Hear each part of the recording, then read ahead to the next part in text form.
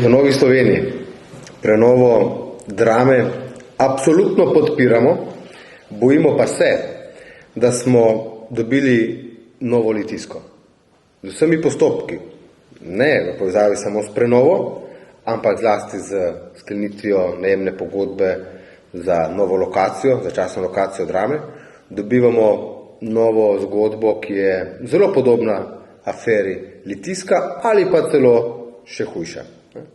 Zdaj, Drama Ljubljana se bo torej po koncu sezone 2023-2024, torej predvidoma v letošnjem juniju, selila na Litostrojsko cesto 56, kjer bo ostala do zaključka prenove matične stavbe v središču mesta. Zdaj samo naj povem, da kot tudi iz medijev bilo moč razbrati v preteklih tednih, ima tukaj Drama in Ministrstvo za kulturo tudi silne težave pri pridobivanju gradbenega dovoljenja.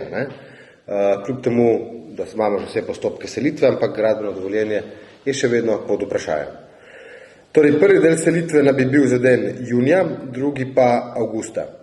Znotraj nadomestnega prostora bodo vzpostavljeni torej novi dvorani za repertoar velikega odra in male drame, vadbeni odri, garderobe, igralskega ansambla ter drugi prostori za delo zaposlenih. Začasne nadomestne prostore naj bi pa otvorili septembra meseca. Torej, potem, ko je bila na vladi leta 2022, jeseni 2022, sprejeta odločitev, da prenovo Drame uvrsti med vladne projekte v okviru rebalansa proračuna za leto 2023, je sledilo iskanje začasne nadomestne lokacije. In tukaj tiči celotna zgodba. Kot navajajo v SNG Drama, naj ne bi noben javni, gledališki ali kulturni zavod v Sloveniji mogel postati nekajletni gostitelj vseh služb in programov SNG Drama Ljubljana. Kot pravijo, so bile upoštevane in raziskane vse v Ljubljani razpoložljive in za nadomestni prizorišče velikega odra in male drame potencialno primerne lokacije.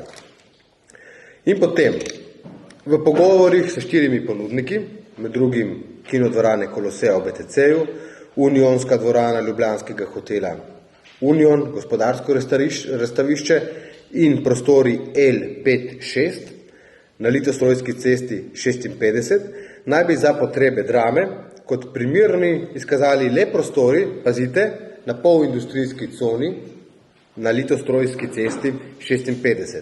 Ne gre za Litijsko, gre za sicer Litostrojsko 56.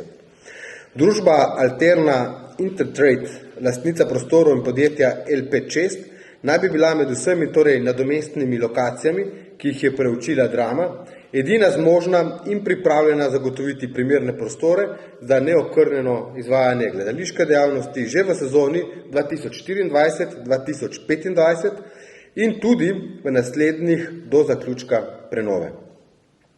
Zdaj, še ena pomembna stvar.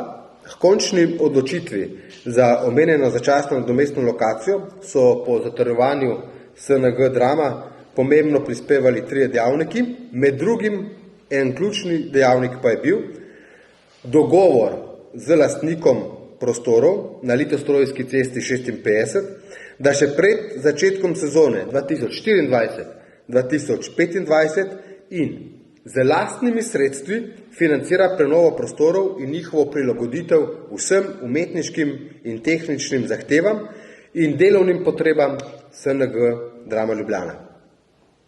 Zdaj pa pozor, investicija v samo adaptacijo, ki naj bi jo kril lastnik, znaša 1,4 milijona evrov. Najemnina za to obdobje do leta 2027, ko ministrstvo pričakuje, da se bo vrnilo nazaj na staro lokacijo, pa znaša 2,8 milijona evrov. Lastnik teh začasnih prostorov je sklenil super posel. V tem obdobju, teh 2-3 letih, bo dobil nove prostore, ki bo potem lahko za svojo namembnost uporabljal in še zaslužil bo približno 1,5 milijona evrov. Pa še to. Slovensko narodno gledališče Drama Ljubljana v trenutnih delovnih pogojih obratuje na približno 6000 kvadratnih metrov. Na Litostrojski bodo obratovali na približno 4230 kvadratnih metrov. Pogodba je sklenjena torej za obdobje od 1. junija 2024 do 31. augusta 2027. Mesečna najemnina znaša, kot sem dejal, 71 000 evrov oziroma 16,78 evrov bruto na kvadratni meter.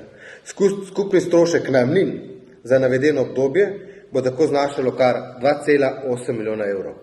Preverite primerljive lokacije na cene na primerljivih lokacijah in boste ugotovili, da se te cene vrednosti na metr kvadratni gibljajo nekje oziroma okrog 10 evrov.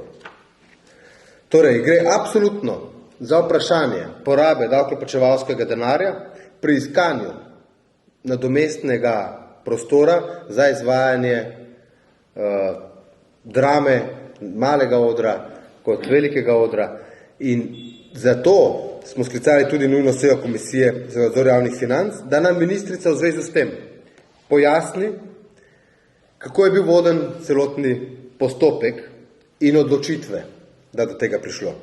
Namreč po ustaljeni praksi bi moralo Ministrstvo za kulturo imenovati posebno strokovno komisijo za vodenje postopka, ki bi bila sestavljena iz različnih poklicnih profilov.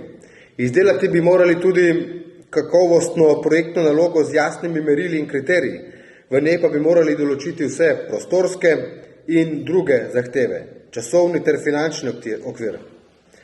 Zatem bi morali tudi pozvati vse javne institucije, tako na državni kot tudi na občinski ravni, ali imajo primerne lokacije. Torej, javno bi morali tudi zapeljati zbiranje ponudb za nadomestne lokacije. Ampak, kot kaže, teh odgovorov na ta vprašanja do sedaj ministrstvo ni ponudilo. Verjamemo, da ima ministrica odgovore na ta vprašanja, ali imajo ustrezne analize, ali so tej prostori primerni ali ne. Torej, ni jasno, zakaj so se pristojni odločili za lokacijo na Litostrojski, ki vključuje najem, v ceno katerega so zelo verjetno šteti tudi tej stroški adaptacije. Torej, najem 2,8 milijona evrov za to obdobje, stroške adaptacije so 1,4 milijona evrov, lastnik bo torej ponavljam dobil prenovljeno, strani davkoplačevalcev, prenovljeno zgradbo, ki jo bo po vsej verjetnosti lahko tudi naprej prodal. In da je afera še toliko večja, pa kažejo podatki Gursa. Ta stavba je po Gursu ocenjena na približno 2,5 milijona evrov. V 2 letih pa bomo temu lastniku, davkoplačevalci, samo za najemnino dali 2,8 milijona evrov. Zakaj potem takem ministrstvo ni šlo v nakup te nepremičnine? Torej, po Gursu je ta nepremičnina cenejša, kot pa bo ta lastnik zaslužil samo najemnino. Torej, vrhunski posel je opravilo Ministrstvo za kulturo z omenjenim lastnikom podjetja LP6. In dobili smo Litostrojsko, prej smo pa imeli simbolično Litijsko. Torej, jaz pričakujem, da ministrica v petek pride na to sejo Komisije za nadzor javnih financ, ker se odpira vrsto vprašanj, zlasti pa, veste, denarja v kulturi vedno govorimo primanjkuje. Kot kaže pa, ravno na Ministrstvu za kulturo, ta isti denar, ki ga kulturniki potrebujejo, mečejo neodgovorno skozi okno. Torej, verjamem, da bomo odprli dobro diskusijo, na to, da se razčiščijo in razblinijo vsi dvomi v to, ali je bil postopek speljan transparentno ali ne. Kot pa kažejo podatki, postopek ni bil speljan transparentno. In tukaj bomo potem v nadaljevanju absolutno zahtevali tudi odgovornost same ministrice.